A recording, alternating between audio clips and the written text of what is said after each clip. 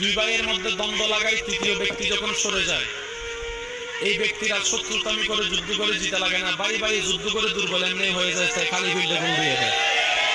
আমার মাইকের আওয়াজ যতদূর যাচ্ছে, যে যেখান থেকে শুনতে পাচ্ছেন, আল্লাহর ওয়াস্তে একটু নিজেকে ব্রেক দিয়ে একটু সময় নিয়ে চিন্তা করেন।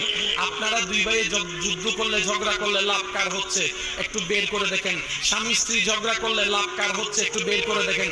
তখন দেখবেন আসল বাটপার গুলো বের হয়ে যাবে। যুদ্ধ না করেও জিতা, বলেন না, যুদ্ধ না করেও জিতা, যুদ্ধ না করেও জিতা।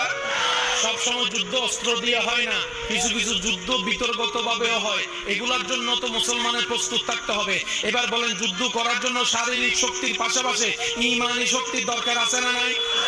আল্লাহ আমাদেরকে যে ইমান দিয়েছেন সেই ইমানের যত্ন নেওয়ার দরকার আছে না নাই? এবার কোন মানুষ যখন গানের দিকে আসক্ত হয়ে যায়, ইমানটা আস্তে আস্তে দুর্বল হয়ে যায়, নাচের দিকে